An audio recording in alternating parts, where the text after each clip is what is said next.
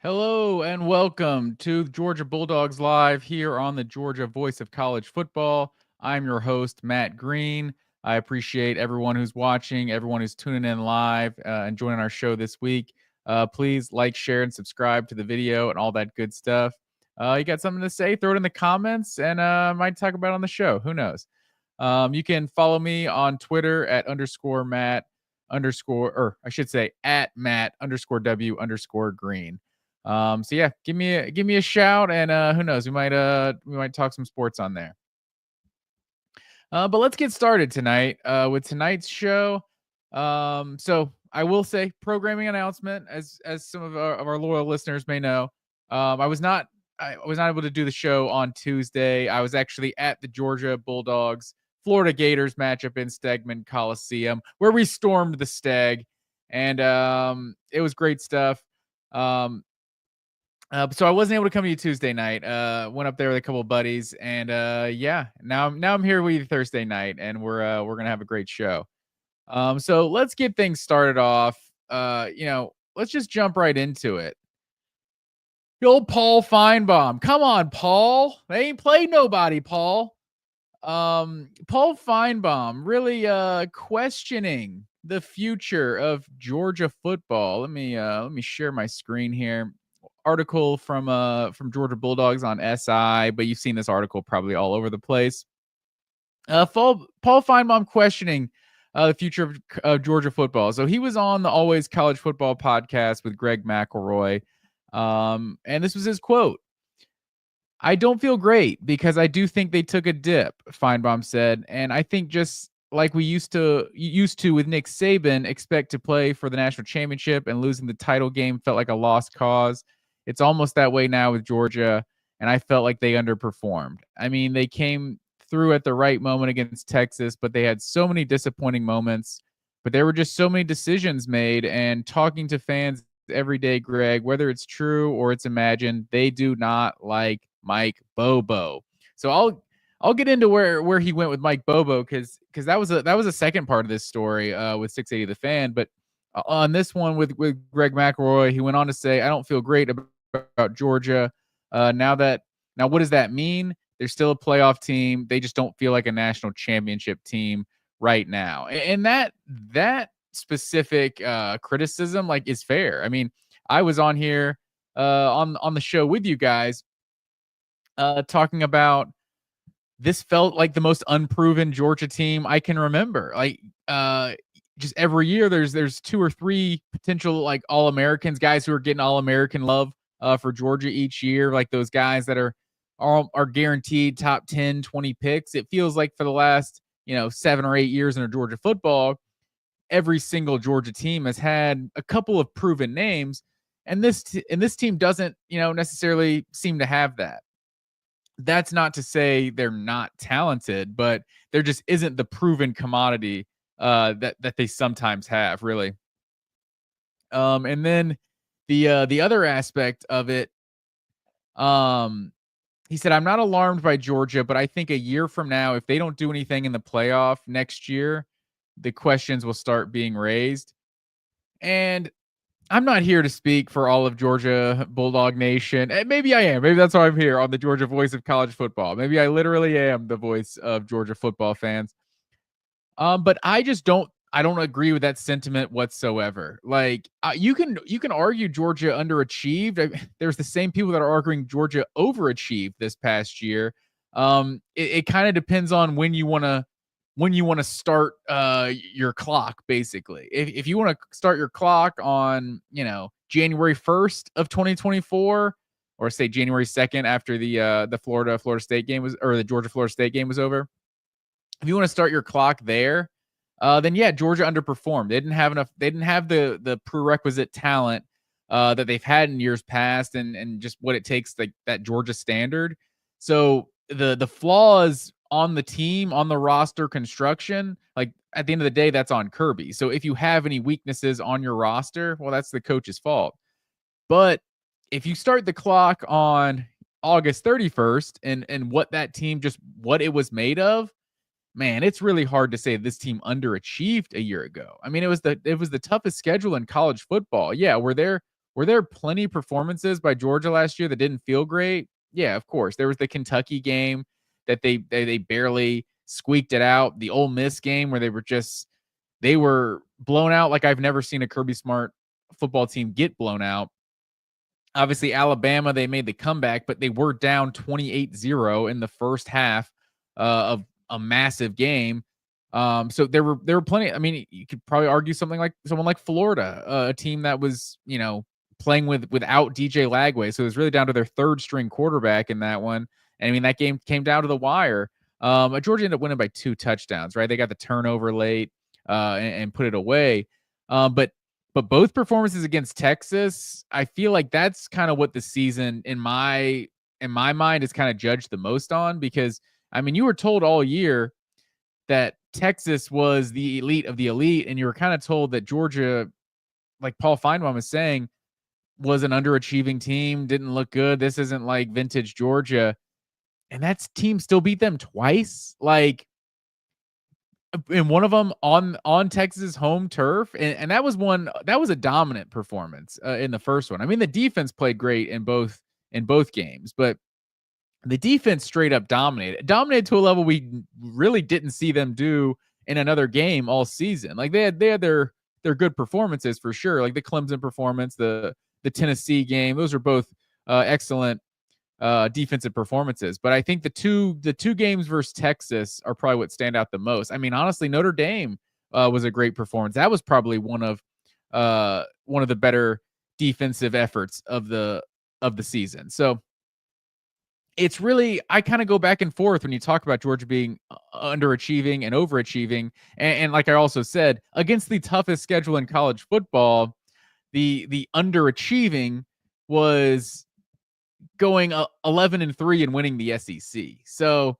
with all due respect, Mr. Finebaum, we appreciate your concern, but as far as I'm concerned, and like I said, maybe I am, maybe I'm not the voice of Georgia Bulldog Nation here, but I think Kirby Smart can pretty much do whatever the hell he wants for another decade. Like, just being honest, obviously to an extent, Georgia starts missing bowl games. Yeah, we're going to want Kirby fired.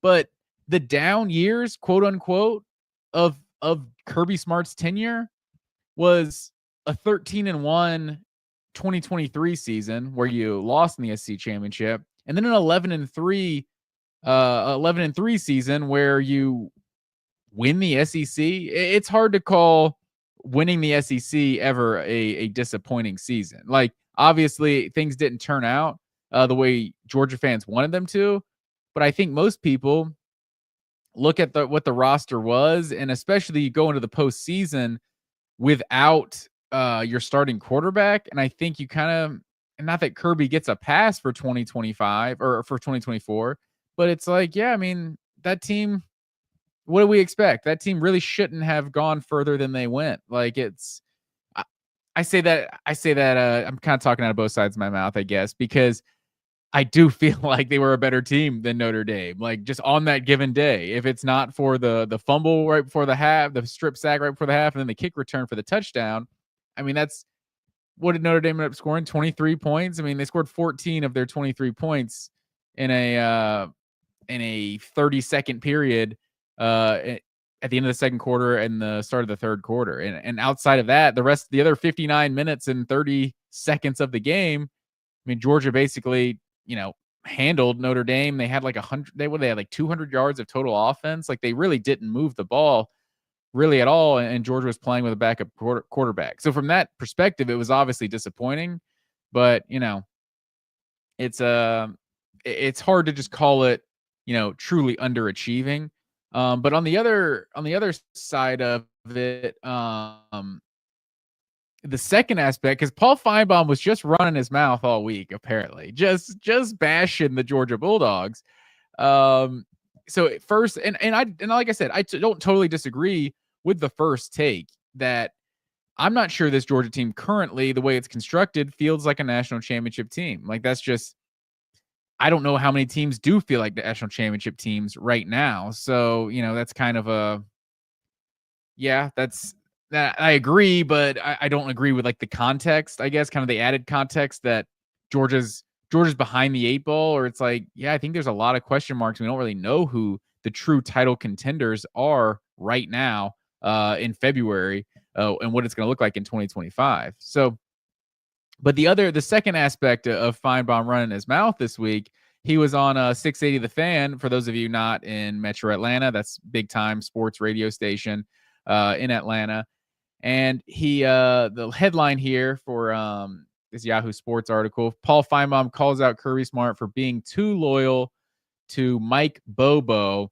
He said, I frankly believe Georgia's problem is at the offensive coordinator position. I think Kirby Smart, for as great as I believe he is, and I know you guys agree, is being way too loyal to Mike Bobo, and I would get rid of Bobo today. That's what he told 680 The Fan. He said that offense was the frustrating part of last season, and Georgia was good. They just weren't great. They still did okay, but okay isn't good enough at Georgia anymore. It said Georgia did okay. That's this guy's opinion. So yeah, I mean, he's saying they did okay, but that's okay isn't good enough at Georgia, and um that okay is way too harsh for a team that won the SEC championship that had the toughest schedule in all of college football. Like that just I can't go back to that enough times because it has to be said, right? Like this schedule was so difficult.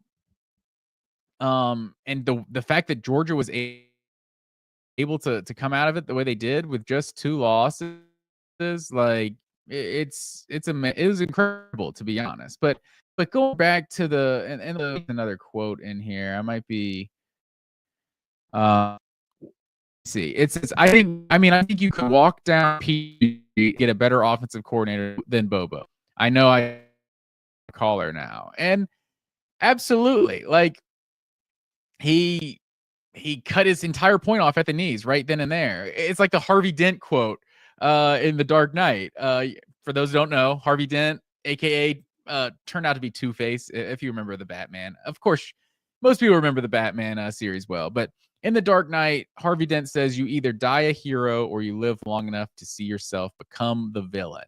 And I think that might be where Paul Finebaum is. He's the mouth of the South, right? And he's just been talking college football, talking with some crazy Alabama and Auburn fans for decades, and now he's more of a national guy. But still, obviously, the SEC is still where his footprint is definitely where the majority of the Finebaum callers are coming from.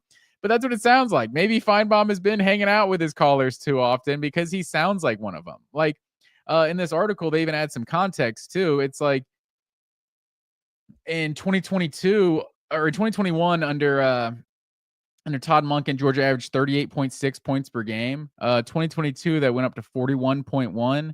In 2023 under Mike Bobo, Georgia averaged 40.1 points per game. Like last year, it was not good. They were 38th in the country, averaging 31.5 points a game. One thing that's not really talked about much is that they were top 5 in the SEC in terms of points per game versus in conference play. And that might not sound impressive other than the fact that like the top 5 were all there right there together at like 31 to like 30 points a game, or it's like 30 to 29. Like they were all right in there together, and Georgia played the toughest schedule. Like I know I sound like a broken record talking about the toughest schedule, but the schedule does need some context. When you're looking at, I'm sure Tennessee is looking at their schedule and they average like 40 points a game or something this year. And oh, their offense looks good. Heupel's an offensive guru. Like go watch any Tennessee game versus any team with a pulse this last year. And the offense was terrible. They averaged 24 a game in conference play, and they had one of the easier schedules in the conference. It's I've gotten to the point where I can't even look at national college football stats anymore. You have to rely on what they're doing against power competition, because these coaches, they can say, oh, these are just tune-up games or whatever, and we're just trying to run our offense and get experience for different guys. They're trying to make their season stats look better. I'm convinced of at this point. Uh, Coaches are, especially a Tennessee type of team, like coaches are treating these cupcake games like, okay, we're gonna have to score 60 and 70 in these games so that our stats can look respectable by the end of the season. Like, you honestly can't convince me that there's not several coaches in college football that don't have that on their mind. Like, that's just what it is. But to get back to Mike Bobo, I think there's this revisionist history that everything about Georgia's offense was perfect under Todd Monken. Like, and that's just not the case. Like, Todd Monken was great. I love Todd Monken. I would trade Mike Bobo for Todd Monken today. I don't think that's a hot take. That's not hating on Mike Bobo either. He's one of the best offensive coordinators in the NFL right now. So yeah, I would like it if he was still Georgia's offensive coordinator. But I mean, you go back to 2021, like think about the Florida game, where Nolan Smith came out afterwards. Like the Florida game, I felt like was kind of the turning point in the 2021 season. Through the Florida game, and I don't just for to catch everyone up, that was the game. It's like 3-0 with a bad Florida team. Also, it's like 3-0 with like 2 minutes left in the second quarter, and Georgia just goes on that run. Nolan Smith with the forced fumble, then Nolan Smith with the pick, and then Kobe Dean with the pick six, and all of a sudden it's 24-0, or was it 24-3, 24-0, I think, at halftime, and Georgia just blew the game open. It wasn't until after that Florida game, which I don't know, was probably like the 8th, 9th game of the season. That's when it usually is. That Nolan Smith came out and said, because that was another game that, yeah, Georgia won impressively, but the offense doesn't look good. When are we going to go back to JT Daniels? Like, that was the talk. So, I mean, you talk about, you wouldn't be thinking about JT Daniels if the offense was great, right? Like, you wouldn't be thinking about it. You'd be like, Stetson's the guy.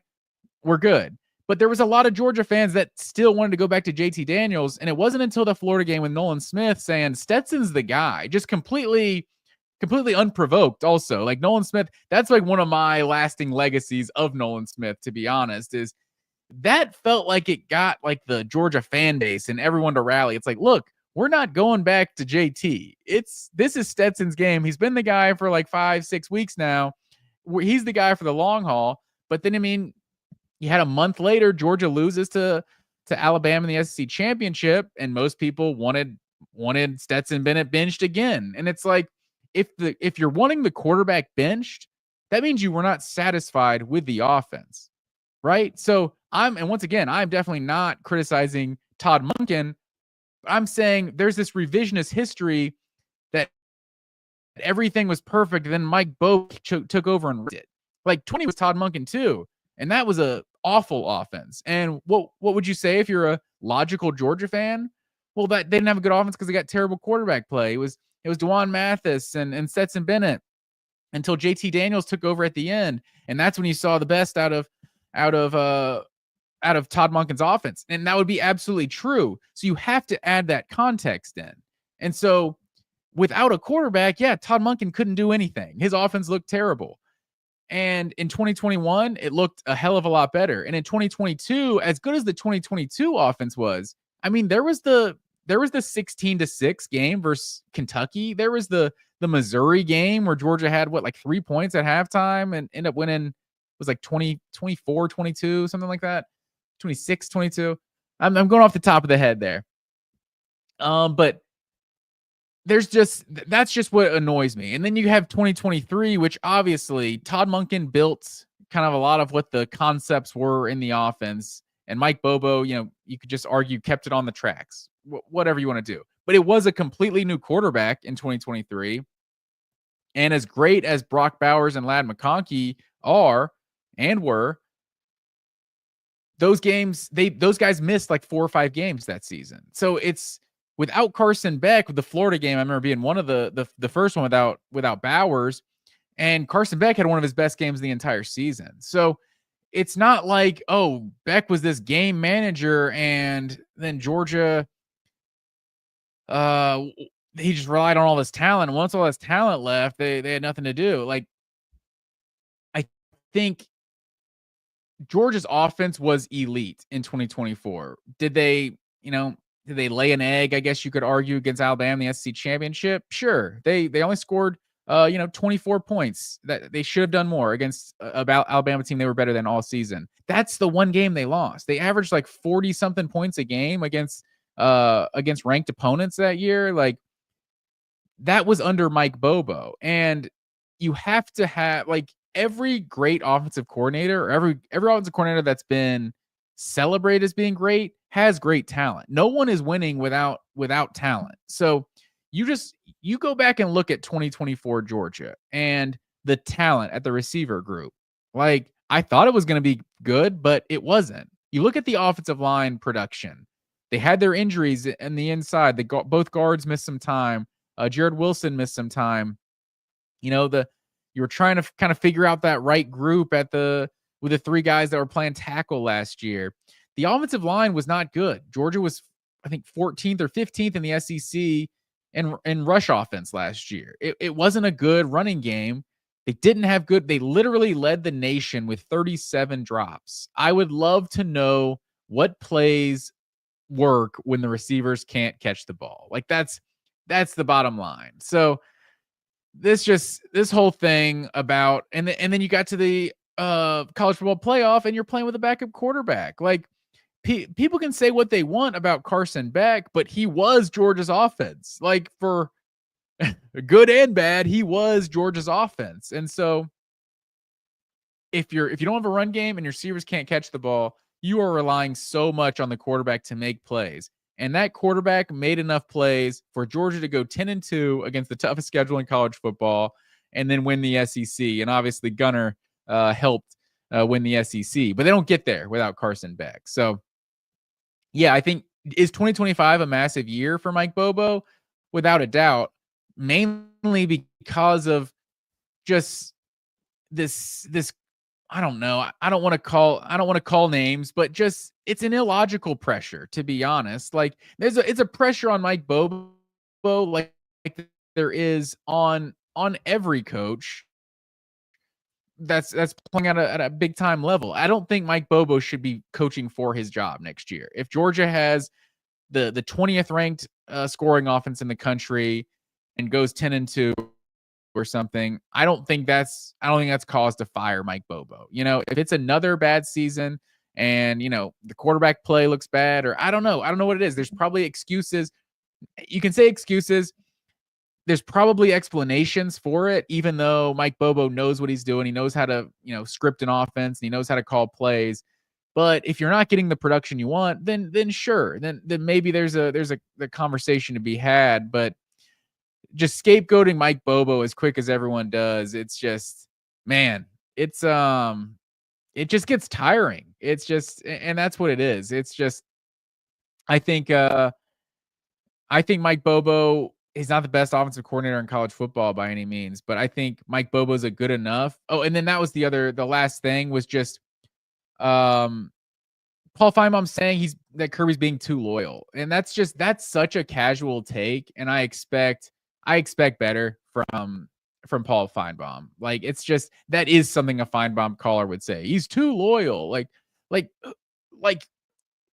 he was too loyal to what Will Muschamp because they were friends. Well, it turns out Will Muschamp's one of the best defensive minds in the game. So saying he's too loyal to Mike Bobo, it's just like, it's the same with all these like just narrative conversations. It's like, people wouldn't say he was too loyal if he wasn't like a college teammate of his. Like, that's just, and so a guy you don't like and he was a college teammate of Kirby, oh, it's because he's too loyal. It's because he just wants to do good by his friends. It's like, Kirby Smart wants to win. Like, what does Kirby Smart have to do to prove to you people that he wants to win way more than you do? So I just don't buy the too loyal thing. It's just, there's no precedent for that. I mean, you've seen Kirby Smart's offenses. You've seen a Jim Chaney to a James Coley for 1 year, didn't work out. Kirby Smart clearly loves what did I just say? James Coley. Kirby is clearly a James Coley fan. He's hired him multiple times. He's one of the better recruiters in college football, especially of the South Florida area.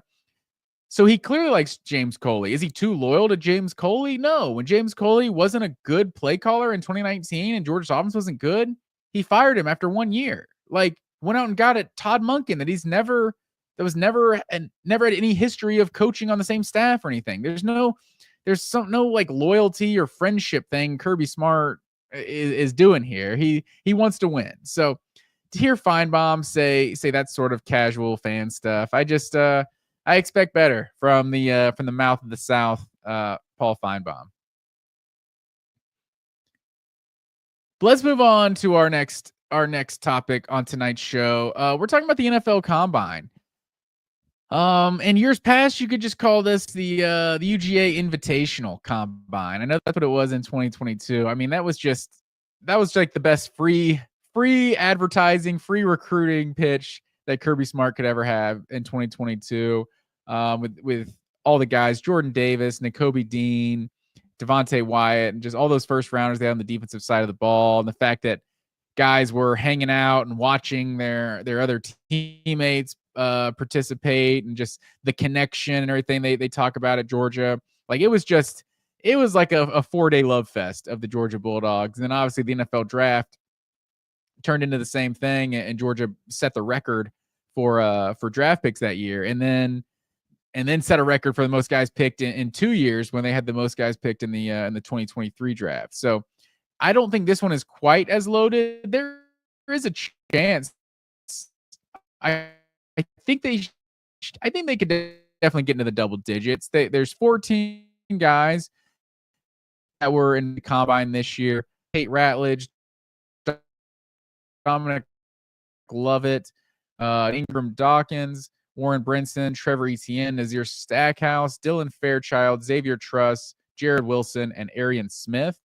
Like, and then Dan Jackson is the one everyone talked about, was not included in the combine, which was that one really shocked me. A guy who's a multiple year starter for Georgia, and like, Dan Jackson is going to get drafted. And I don't know, maybe he doesn't, but he feels like the kind of guy who gets drafted. We've talked a lot about how, I mean, he looked just like Malachi Starks at times last year.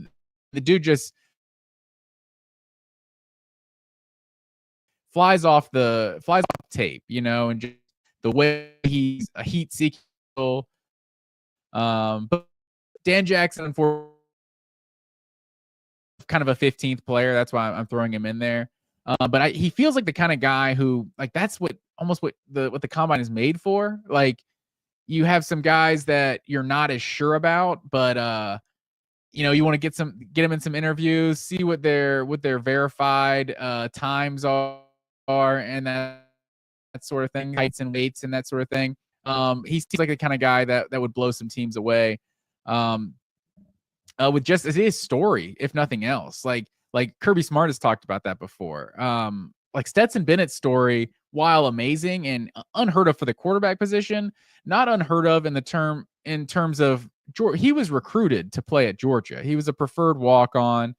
And then it's funny how long the walk-on thing stuck with him, because he obviously went to JUCO and comes back in the 2019 season.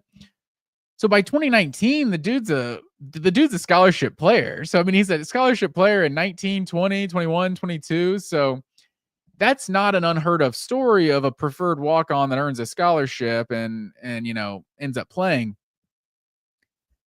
Dan Jackson's story is that he just showed up at school. He just went to UGA and just showed up and, hey, can I try out for the team? It's like, yeah, I guess, sure.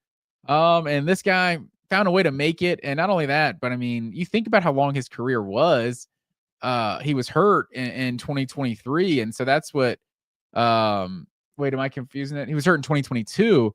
I mean, this guy would have been a 3-year starter. I mean, he's on the field. I've always pointed this out. He's on the field on Keely Ringo's pick 6 in the national championship game. Like, this guy was a 4-year contributor at Georgia at the safety spot, and couldn't even get a look coming out of high school. So that's all for Dan Jackson. I wish he would have been invited to the combine, but he wasn't. But among the 14 guys that were invited, in the And today, what was today was the linebackers and defensive linemen on field workouts.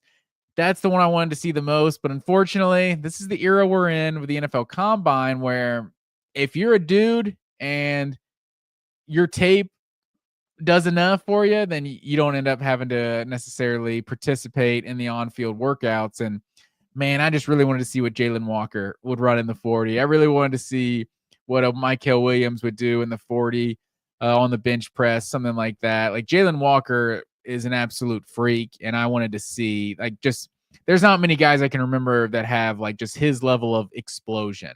So I really wanted to see Jalen Walker, but I think NFL scouts have seen the tape and they see how that guy wreaks havoc and gets in the backfield. So unfortunately, we didn't get him. But the one guy we did get today, well, we got a couple guys today, but the one guy I think that showed out, and I think has gotten underrated to this point in his career is Smile Munden. He's had some injury issues in his time in Athens. After 2022, I think Munden was on the way to being a first round pick, and he feels like just such a similar so similar to that Quay Walker just build and just the kind of player he is, super explosive. Um what did he list him at? Smile Munden in the measurements. Can we So Smile Munden ran a 4.58 sub 4.6, like that's big time. Like he could have done more and become like a second rounder if he ran like a 4.5 or some course. And this dude's a freak, and I think his best play, Dean. He's not Quay Walker, but I think he could definitely be a stud at the next level, and he's got the measurables for sure. So I like Smile London, seeing him have a good 40 time. Tyrion Ingram Dawkins with a 4.86. I'm not sure how much you care about the 40 time as far as down linemen go, but that seems like a solid time for a guy like that. And I think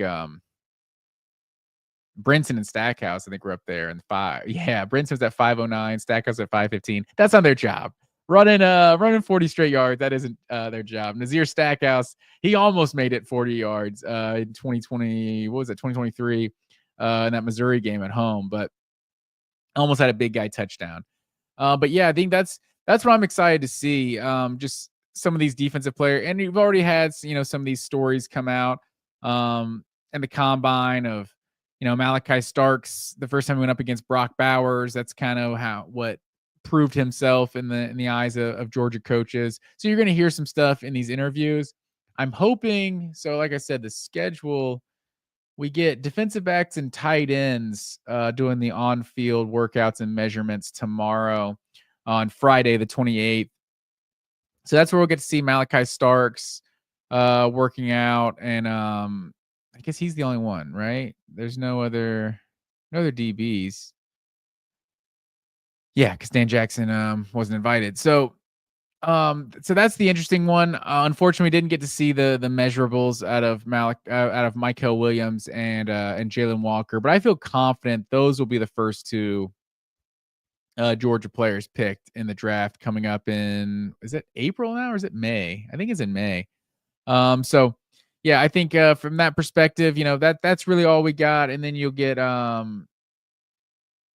like the skill guys run the 40 and everything, I think on Saturday.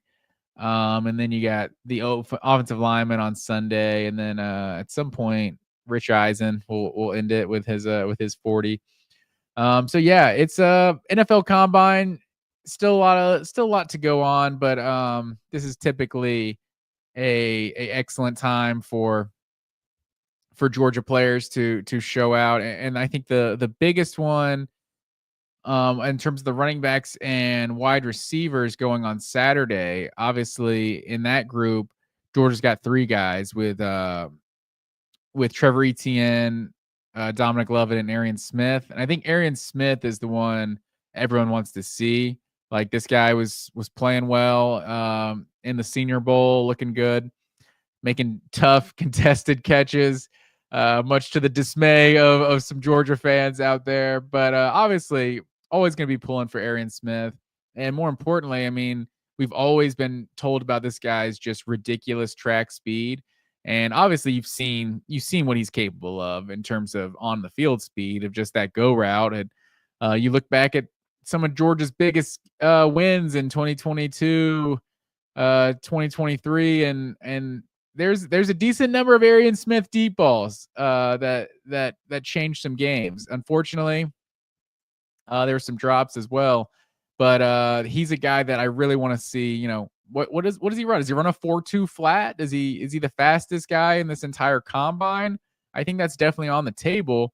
And if he does that, and he like, it's all about the hands, so like you can't ignore that tape that you see of just so many drops, and a big part of how he's evaluated is going to be how he looks in the combine. So there's not a lot of guys that are consistently dropping things in the combine. So if you're dropping it in the combine, then yeah, that's going to be a red flag. But if you look good, and if he looks good catching the ball in the combine, runs a 4.2 flat, like, people aren't going to completely ignore the tape because the drops were an issue at times, but it feels like the NBA draft, when you get that 6'11" guy and he's an insane athlete.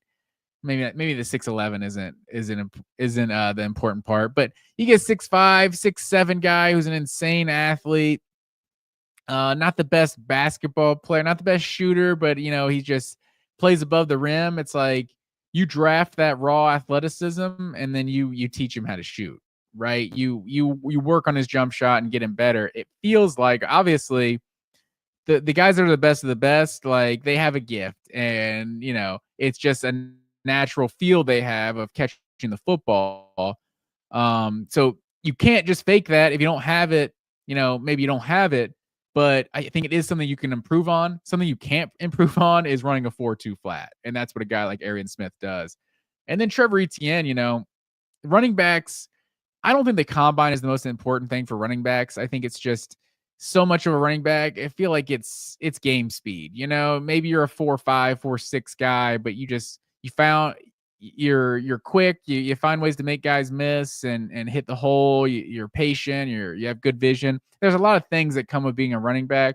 But I think if Etienne does get a verifiable 40, I think that could do a lot with what he's done in the Senior Bowl in terms of, I don't know, him becoming maybe a second or third round pick. I personally think being a second or third round pick is the only way that I really understand Etienne's decision to go pro this year, because I think he was going to have a big time year at Georgia, be part of one of the better 1-2 punches with him and Nate Frazier in 2025. So I'm definitely still disappointed that Etienne is leaving, but it's is what it is. He's to get to that next level and get paid. So it's not difficult to understand. Jackson Johnson chiming on the live chat. What's up, Bulldog Nation? Jackson, I appreciate you chiming in. Please like, share, and subscribe to the channel. It always helps us. But let's move on to our next segment. This is going to be the first of a reoccurring segment on this show. This is our 2025 position preview segment, and we are going to start with the man in the middle, the one that everyone cares about. The spotlight is on, and that's the quarterback position. And so a lot of talk about the Georgia's quarterback position this offseason. Most of that talk about a guy who will not be at Georgia. That's Carson Beck. We thought he was going to go to the NFL. Now he's going to be at Miami. Now he's getting cars stolen and stuff in Miami. Hey, that would have never happened in Athens, Carson. That's all I'm saying. Whatever. Just take it for what it's worth. I don't think that happened in Athens. But replacing Carson Beck is not going to be easy. As much as he struggled this year, this guy, close to a 4,000 yard passer, or did he throw for roughly 4,000 yards passing as a, I guess, I don't even know what to call him. He was a junior, in 2023, then a senior in 2024, led the SEC in touchdowns. Like, you ask anybody and they'll say he's the worst quarterback they've ever seen, but somehow he led the SEC in touchdowns. So Carson Beck was really good for Georgia in his 2 years as a starter. Could have been better, but he was still a damn good player. And that just it opens up probably the most questionable like Georgia quarterback room since I guess 2020. Because you look at in 2020, like I said earlier, that's the year where it was Dwan Mathis starting versus Arkansas, and then Stetson starting several games, and then JT Daniels finishing it up. But like you had 2016, like you came in with a you could say known commodity, but just like a veteran that was just fine. Grayson Lambert, like you knew what he was. And then you had the superstar, potential superstar freshman Jacob Eason. Like as questionable as it was, it wasn't just completely unknown. And like 2017, you had Fromm and you had Eason, and then you had 2018 with Fromm and Fields, and 2019 you had Fromm again, and 2021 Stetson and JT Daniels, 2022 just all Stetson, then a couple years of Carson Beck. It's been a fairly consistent position for Georgia in recent years. But now you have Gunnar Stockton, obviously at the top of the depth chart, who's played a half against Texas and started against Notre Dame. And while he looked good against Notre Dame, it was nothing impressive. The offense didn't have a great performance, so it's hard to judge exactly what Gunnar is. And the biggest thing is what I thought Gunnar was going to be that X factor, the way Stetson Bennett was him making plays with his legs. And you even saw Carson Beck do that at times in 2024, but that's what's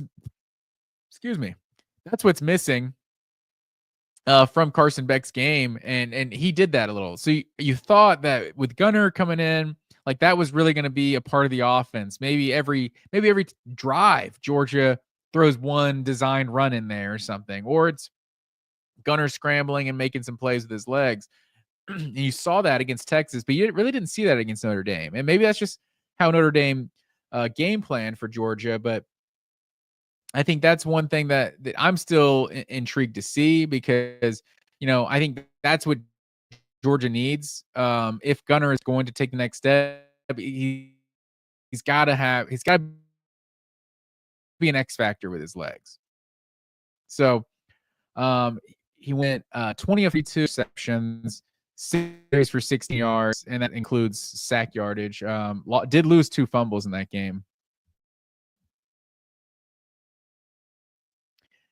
In the 23-10 loss to Notre Dame. But then after that, I think Ryan Puglisi would be most people's pick for number 2 right now. And maybe it's a legit quarterback competition, and it goes into the fall, and we don't know who the guy is. Gunnar does not feel like the kind of guy that will get unseated like in the offseason. Like he feels like a guy, like the team kind of rallied around him. He came in, like feels like whoever it is that's under center, but it feels like kind of some intangible things with Gunnar Stockton and kind of, what he brings to the table. So he doesn't feel like it feels like it's going to have to be third game of the season in Knoxville. Georgia's sitting with 0 points at halftime or something. And then maybe Ryan Puglisi gets a look. But, Puglisi, they hype up. I don't want to throw around the Stafford comparison. Some people have done that. I don't think he's at Georgia, but, he's supposed to have a rocket arm, and he's gotten compared to Stafford. I like I said, I hesitate because but this guy's from Connecticut. He's a redshirt freshman last year. One thing that was interesting, that kind of makes me encouraged about Ryan Puglisi. Well, there's 2 things about Ryan Puglisi that I love the most.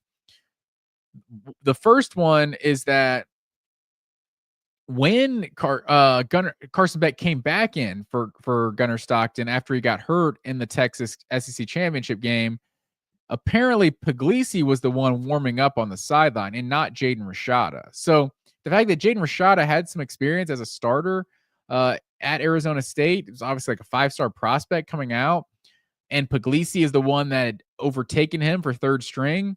I think that goes a long way in terms of, bypassing a guy that, or surpassing a guy that was that actually had some starter experience at the Power 4 level. But then also just back to the high school thing of when Dylan Raiola committed. That's the number one quarterback in the country, committed to Georgia, and he wasn't phased. And he said, "No, Georgia's where I'm going to be. I'm going to compete." And I think that just says how this guy's wired. So I would, for those two reasons, I wouldn't count out Ryan Puglisi just yet in the quarterback competition. But like I said, I'll be surprised if anyone is taking the first snap of the season that's not named Gunnar Stockton. I think a lot of people thought Georgia may go to the portal this offseason, but I mean, I think, maybe reading between the lines, maybe they weren't able to get, it wasn't as loaded of a portal class this year. You've heard a lot of people talk about maybe it's maybe they weren't able to get the guy they wanted, or maybe they're satisfied with the depth they have in this quarterback room. You're also bringing in two true freshmen in this group. It's funny to call a guy who's a top 10 quarterback in the country like not super big time, but it's like we're just used to seeing Jake Fromm and Jacob Eason and Justin Fields and just so many guys that are, top 3, top 4 quarterback in the country come out of high school. Dylan Raiola until he decommitted. Speaking of that, Jared Curtis. We'll get to Jared Curtis later. But Ryan Montgomery is a top 150 player coming out of high school. In Ohio, Corey Mansell of Dogs HQ. Rusty Mansell, best information in the game. Rusty Mansell said that Ohio State, that Ryan Montgomery's parents had to eventually tell Ohio State to stop calling. Like, dude's going to Georgia. Like, just that is what it is. Just let it be. So yeah, he may not be the 5-star number 1, number 2 quarterback in the country coming out of high school, but I think there's something to, I kind of compare it to, stick with me on this comparison here. We'll have a little segue, especially when we talk Florida basketball, but I've kind of talked about Florida basketball in this sense. And when I say Florida basketball, I go back like 10 years, or maybe someone like Kansas in recent years, that Kentucky was always getting the one and dones, and Duke got a good share of the one and dones as well. Like Kentucky and Duke almost were getting all the one and dones. You look at the NBA All-Star game, and it is a bunch of Kentucky Wildcats and Duke Blue Devils. Definitely more Kentucky Wildcats, but that wasn't equating to any national champion, to one national championship, I should say. And that's the one year where you're able to get some upperclassmen to merge in with your insane freshmen. Who was it? Anthony Davis and Michael Kidd-Gilchrist that year. I'm sure they had another. Devin Booker, I think, was that same. No, I'm reversed. Devin Booker was the team with Karl Anthony Towns that lost in the Final Four. But you had so much talent at Kentucky, but you just knew this is a one-year team every year. And I think Calipari, honestly, as a sidebar, I think Calipari gets a little too much hate for that, because, man, to just have a one-year team every single year, you can't build towards anything year in, year out, just makes it so difficult. And the comparison to like a Florida basketball or a Kansas basketball, and I said like Florida a decade ago, maybe Kansas more recently, is you got to find this sweet spot of you're getting really, really good high school players, but not necessarily NBA players. Because if you're getting really, really good high school players that turn into really, really good college players and they stay for 3 or 4 years, that's how you win championships. Whereas, yeah, it's cool to flex on NBA draft night, and we got Devin Booker, and we got John Wall, and we got Karl Anthony Towns, and just name the first rounder after first rounder, Shai Gilgeous-Alexander.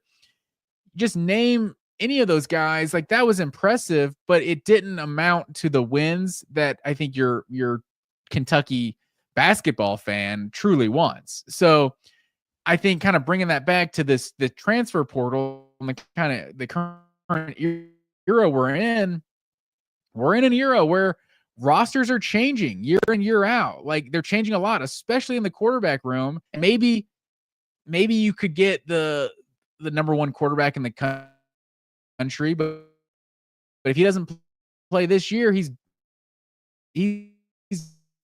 gone.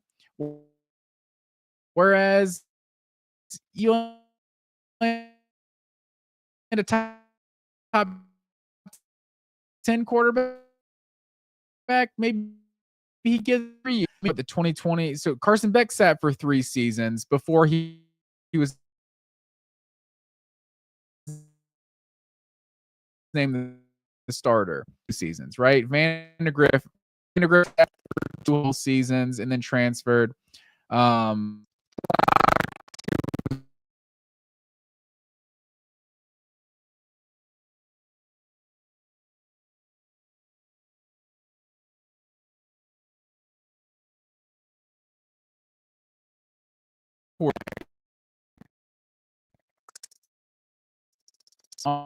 on your roster year in and year out, and maybe that's a way to build a more sustainable quarterback. That Georgia has, I think. Well, no, maybe he's third string, maybe he's fourth string. Is Hezekiah Malinder out of so you know, you don't see Georgia get a lot of guys from Clark Central. So this guy, we've seen guys like a Jalen Hurts, get signed and were afterthoughts on the depth chart until all of a sudden, the first guy has a deer in the headlights look and Blake Barnett, and then Jalen Hurts ends up taking over the job. Like these sort of things happen. Not comparing anyone on this team to Blake Barnett or saying Hezekiah Malinder is Jalen Hurts, but you've seen that sort of thing happen in the past. Doug Manis chiming in. Doug, I appreciate it. Finebaum is full of shit. Doug, you said it, sir. But I just said what you said, Doug. So man, I don't know. Maybe that clip's gonna be taken out of context. But no, I'm with you. Finebaum just running his mouth on Georgia a little too much this week, and I'm not sure I get it. But we'll see. He's gotta be a shock jock, turn into one of his fans. But that is what it is. And let me share my screen with you fine folks real quick. Oh man, let me see if I can do it here. Because like I said at the top of the show this week, Storm the Steg. I put on the screen there on my banner. Let me give you folks my up close and personal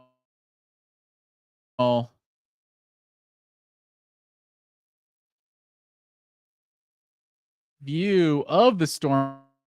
This is what you people want to see.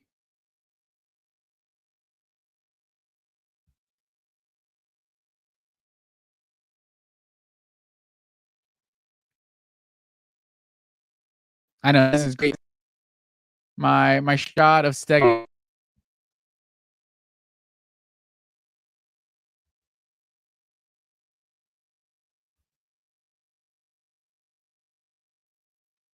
Oh man, that's lagging on me.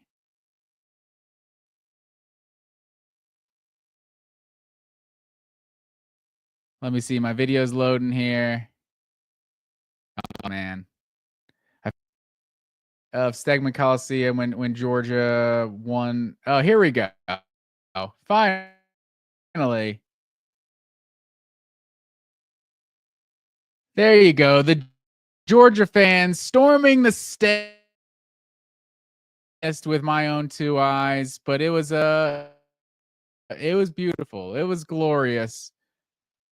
Yeah, it was good stuff. With Georgia was able to get the win over the number 3 basketball team in the entire country, and just a bonus that it's the Florida Gators, as Brandon Adams would say, the lousy stinking Gators. And it was just a great performance. Was it maybe Georgia's best win of the season? They're sitting at 17-11 now on the year, 5-10 in SEC play. They've lost 9 of the previous 11 coming into this one. And so we really needed this one. Bracketology actually had dropped Georgia from first 4 out to the next 4 out prior to the game. Like, I think they come out with that every Tuesday. And so I haven't seen a correction to it yet. I guess that's going to come out next Tuesday, or an update, I should say. Vanderbilt did get a win at Texas A&M, so that's not great in terms of another team Georgia's kind of competing with to get on the bubble. But I thought best, what, they were up like 29-10, like halfway through the first half, like just shooting the lights out. I think they were 9 of 14 from 3 at one point. Is that what they ended up in that game? I should have the stats pulled up in front of me here. But yeah, I mean, the number 3 Florida, St. John's, is currently number 7. So that win back from like November is looking a lot better. And then they beat number 17 Kentucky, currently number 17 Kentucky, at home earlier this year. So that was massive. But yeah, Georgia ended up 10 of 18. I think they started 9 of 14. So that means they were in a dry spell, and then man, after Florida takes what, it was the 81-78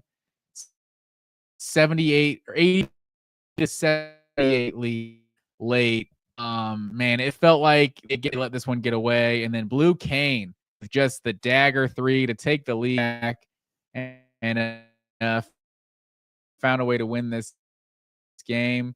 Especially when you consider, I think that first Florida game is probably the most lopsided game of the season for Georgia. Like, that was, I don't know how many of you played AAU growing up, and 11 years old, 12 years old, but man, if you went up against a team that was just a whole better than you, that team, that's what it felt like. What was the first one? 89-59, lost by 30. I think that's the biggest defeat of the year. Tennessee was 74-56. Like, that was even like a little more respectable on the road. But yeah, this was a massive win for Georgia. So games remaining. Georgia's got 3 games left. Sitting at 17-11, 3 games at Texas, at South Carolina, Vanderbilt at home. It's manageable, but Georgia has not won a road game in conference play all season. It's a tall task, but at Texas, a team that's also, I think, sitting in the last 4 in, or maybe they might either be the last 4 in or first 4 out right now. Texas is definitely a bubble team. So if Georgia were to beat Texas, you got to beat South Carolina. South Carolina's the worst team in the SEC right now. You have to win that game. I mean, Georgia's sitting at, what is it, 16, 15, 14, 13. Georgia's sitting at tied for 12th in the SEC standings right now. Doesn't sound good, but in the greatest season of the SEC has ever had, they might get 12 teams in. So, that game at Texas is going to be a massive game as far as the bubble goes. I think if this team goes 20-11 and they go 3-0 down the stretch here, I think they're in the tournament. I don't think they even need to win a game in the conference tournament. I think beating 2 teams that are kind of roughly on the bubble, like Texas and Vanderbilt, it feels like a like a zero-sum game kind of thing. Like, that's going to, if they don't win that means you won it. And so, or if you won it, that means they lost it. So, that's going to be massive. Vanderbilt's looking more and more like they're in regardless. So that's definitely possible. That's going to be the season finale in Stegman.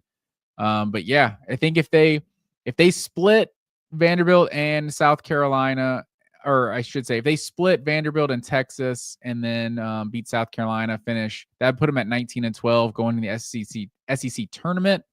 I think they probably need 1 tournament win to solidify themselves, to feel good about themselves. They might still have enough. This Florida win was massive for their resume. I mean, you don't get any points for good wins.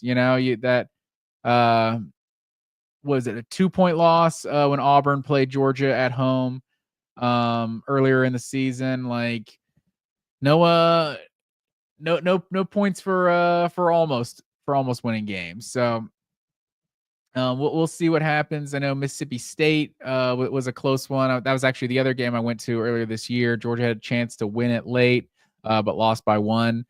Yeah, I think that's what it's going to take, I think, for Georgia ultimately to make the NCAA tournament. So I appreciate everyone who tuned in this week. As always, please like, share, and subscribe to the channel. It really helps us out, and it just be a part of the community, the voice of college football. We're blowing up, and you want to get in here from the ground floor. But let me go to end our show. I'm going to give you one last view of the storming of the Steg, as I like to call it. So